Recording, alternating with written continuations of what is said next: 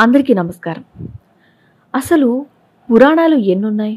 అందులో ఎలాంటి విషయాలు మనకు తెలియజేస్తూ ఈ పురాణాలనేవి ఉన్నాయి అనే ప్రశ్న చాలా మందిలో ఉత్పన్నమవుతుంది. అది ఏ విధంగా మనకి వివరిస్తాయి అనే డౌట్ కూడా ఉంటుంది. ఈరోజు ఆ విషయాల గురించి మనం తెలుసుకుందాం. పురాణాలు అనగానే ప్రతి ఒక్కళ్ళకి అష్టాదశ పురాణాలు అనే పదం గుర్తొస్తుంది. అది తెలియకపోతే ఇప్పుడు తెలుసుకోండి. అష్టాదశ పురాణాలు ఉంటాయి. అంటే 18 పురాణ గ్రంథాలు మనకి మన పూర్వం నుంచి వస్తున్నాయి. వాటినే అష్టాదశ పురాణాలుగా మనం చెప్పుకుంటున్నాం. అయితే అసలు ఈ పురాణాల్లో ఏ విషయాలు రాస్తున్నాయి, ఏం తెలుసుకోగలం ఈ పురాణాల ద్వారా అనే డౌట్ చాలామందికి ఉంటుంది.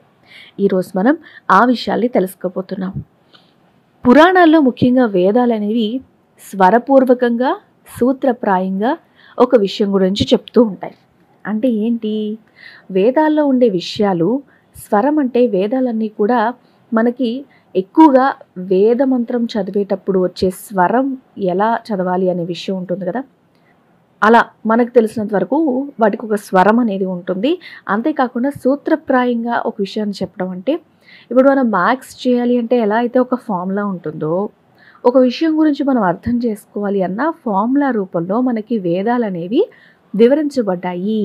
కాబట్టి వేదాలు మనకు అనేక విషయాల్ని సూత్ర రూపంలో ఎప్పుడో చెప్పే ఉన్నాయి. వాటిని నిశితంగా పరిశీలిస్తే ఇప్పుడు మనం అందుకుంటున్న సైన్స్ విజ్ఞానానికి ధీటుగానే సమాధానం ఇచ్చే విధంగా ఉంటాయి అని చాలామంది నిరూపించడానికి ప్రయత్నాలు చేస్తున్నారు. కానీ పూర్తి ధ్యాస ఎవరూ పెట్టట్లేదు అనేది మాత్రం వాస్తవం. ఎందుకంటే ఆ సూత్రాన్ని ఇంప్లిమెంట్ చేయాలంటే దానికి తగ్గ ప్రోత్సాహకాలు ఉండాలి. లేదు అంటే కనీసం వాటిని సూత్రాల రూపంలో చూడాలి అన్న అవగాహన వాళ్ళకి కలిగి ఉండాలి. అవి ఏవీ లేవు కాబట్టి వాటిని ఏవి నిరూపించలేకపోతున్నారు. కానీ ఇవే ఫార్ములాని ఐన్స్టీన్ లాంటి సైన్స్ చెప్పింది అంటే మాత్రం ప్రతి ఒక్కళ్ళు నమ్ముతున్నారు. అదే వేదాలకి సైన్స్కి మధ్య ఉన్న వ్యత్యాసం. కాబట్టి మీరు కూడా ఈ విషయాల్ని క్షుణ్ణంగా పరిశీలించడానికి ప్రయత్నించండి. వేదాలు అనేవి మనకి స్వర రూపంలో సూత్రప్రాయంగా అంటే విత్ ఫార్ములాస్ తెలియజెప్పిన విషయాలు అనేకం. వేదాలు రాసులుగా ఉన్నాయి అని మనకి చాలామంది చెప్తుంటారు. వేదాల్లో ఉన్న రాసులు చదవాలి అంటే ఎవరి తరం కాదు, ముఖ్యంగా ఒక మనిషి తరం కానే కాదు. ఎందుకు అంటే చదువు అనేది, విజ్ఞానం అనేది ఎవరి సొత్తు కాదు. ఇప్పుడు ఒక ఉదాహరణకు మనం తీసుకుంటే రోబోటిక్స్ చేసిన వాళ్ళకి మాత్రమే రోబో ఎలా తయారు చేయాలి, దానిలో ఎలాంటి ఫంక్షన్స్ ఉంటాయి, దానికి ఎలాంటి అమరికలు చేయాలనేది ఉంటుంది. అలాగే సివిల్ ఇంజనీరింగ్కి మాత్రమే ఎలా కన్స్ట్రక్షన్ చేయాలనే ఆలోచన ఉంటుంది. అలా ఒక కుండ చేయాలనుకుంటే కుమ్మరివాడికో లేదా కుండ ఎలా తయారు చేయాలో తెలిసిన వాడికి మాత్రమే అవగాహన ఉంటుంది. ఒక అందమైన వజ్రాల హారం తయారు చేయాలంటే మీ వల్ల నా వల్ల అవుతుందా? ఒకవేళ మీలో ఎవరైనా వజ్రం తయారు చేయగలిగేంత కెపాసిటీ ఉంటే వాళ్ళ వల్లే అవుతుంది. అలాగే వేదం అంటే ఏదైనా ఒక పనిని క్షుణ్ణంగా తెలిసి ఆ పనిలో నైపుణ్యం తెలుసుకోగలిగే ఒక ఫార్ములాని చెప్పే విధానం. వేదాలంటే అంతే, విజ్ఞానమే. వేద విజ్ఞానం అని ఎందుకు అంటున్నారు? అదంతా విజ్ఞానమే. మనం ప్రతిరోజు మన అవసరాలకో లేకపోతే మనం సరదాగానో ఒక నైపుణ్యాన్ని సంపాదించుకోవడమే వేదాల యొక్క సారం. ఈ విషయాన్ని ప్రతి ఒక్కళ్ళు గమనించాలి. అదే వేదాల తత్వం. ఇక స్మృతులు ఉంటాయి. ఇవి స్వరం లేకుండా చెప్పారు. అంటే వేదాలు ఎలా అయితే స్వరంతో కలిపి చెప్పబడి ఉన్నాయో, స్మృతులు అనేవి ఎటువంటి స్వరాలు లేకుండా కేవలం శ్లోకాల రూపంలో చెప్పబడి ఉన్నాయి.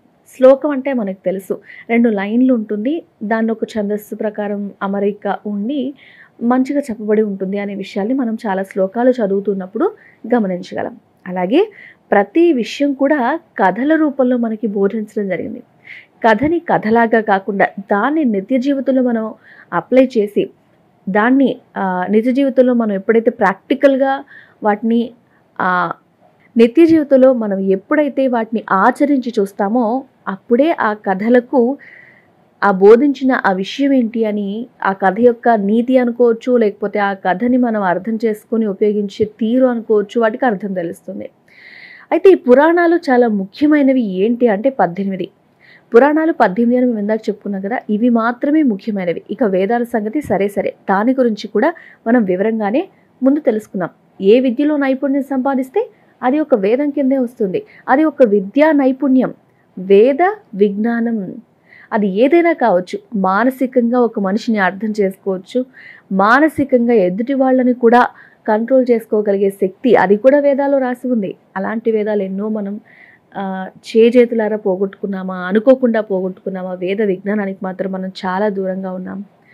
అది ఒక రకంగా బాధ కలిగించే అంశం అయినప్పటికీ ఒక రకంగా ఆనందం కలిగించే అంశం. ఎందుకంటే ఇకపై వేదాలు మన ఆలోచనలో, మన తీరులో ఉంటే దాన్ని ఎవరు దొంగిలించలేరు. పుస్తకాల రూపంలో, రాతపత్రుల రూపంలో, లేకపోతే తాళపత్రాల రూపంలో ఉంటే మాత్రమే కదా దాన్ని దొంగిలించగలరు. అది కూడా అందుకు మంచిదే అనుకొని ఉండడం తప్ప మరేమీ చేయలేని పరిస్థితి ఇప్పుడున్న జనరేషన్స్కి. అయితే మన ప్రాచీన వైదికానికి ముఖ్యమైన ప్రమాణాలుగా, గ్రంథాలుగా ఉన్నవి ఏమిటి అంటే 18 పురాణాలు. ఇదనమాట. అసలు మన పురాణాల్లో ఏముంది, వేదాలు ఎందుకు చదవాలి, ఏంటి విజ్ఞానం అనే వాళ్ళకి మనం తెలుసుకోగలిగిన ఒక చిన్న సమాధానం. మనం తెలుసుకోగలిగే ఒక చిన్న సమాధానం. ఎలా అనిపించింది? ఈ వీడియోలో ఉన్న అంశాలు మీకు తెలుసా? లేదా మీరేమనుకుంటున్నారు? కామెంట్ రూపంలో తెలియజేయండి. వీడియో నచ్చితే లైక్ చేయండి, షేర్ చేయండి. అలాగే ఇలాంటి మరెన్నో ఆలోచనలు మీకు తెలిసిన వాళ్ళతో పంచుకోవాలి అనుకుంటే ఈ వీడియోని షేర్ చేసి మీరు కూడా చర్చించుకోండి. Thanks for watching.